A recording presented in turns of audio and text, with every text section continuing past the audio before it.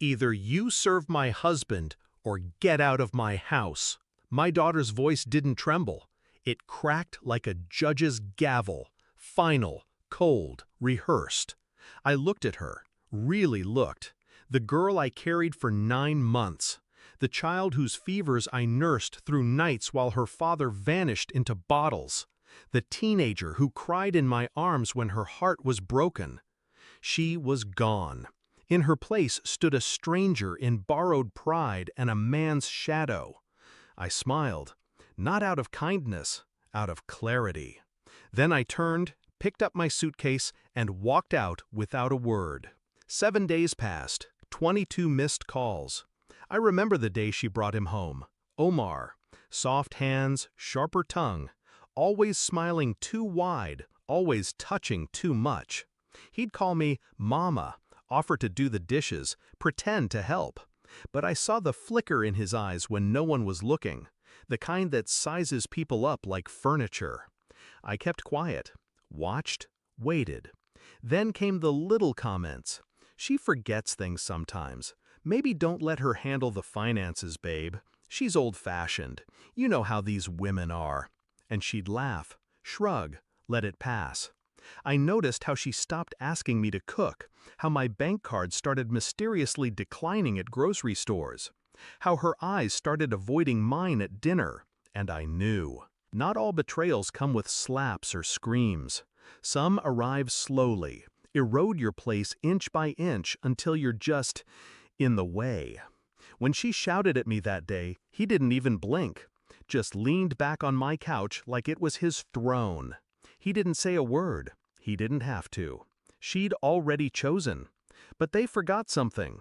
This wasn't their house. It was mine. Bought and paid for with 40 years of broken knuckles, double shifts, and denied dreams. My name on every deed. My sweat under every tile. But I left it all behind. Not out of defeat, out of design. The next morning, I called my lawyer.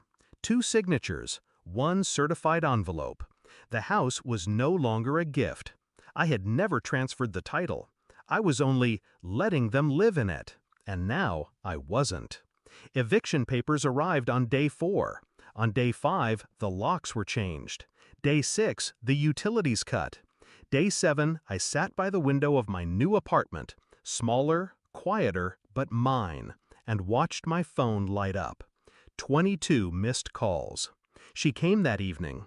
No makeup, hair tied in the lazy bun I used to braid for her before school. Her voice cracked now. Why would you do this? I didn't raise my voice, didn't cry. You told me to get out of your house, I said. So I did. But we have nowhere to go.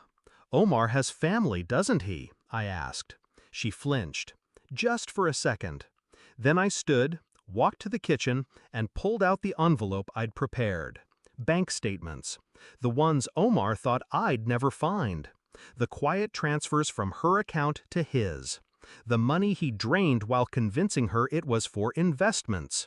Proof that my daughter hadn't just lost her mother, she'd lost herself. I handed her the papers. She didn't even open them, just held them like they were burning through her skin. I watched her leave. No drama, no final words. The silence was enough. Now, I sip tea in the mornings with the sun warming my shoulders. I volunteer at the local library. The landlord offered me a job managing the building's finances after I helped him find a $12,000 accounting error.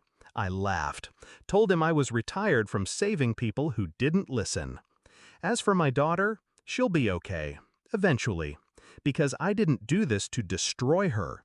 I did it to remind her what not listening costs.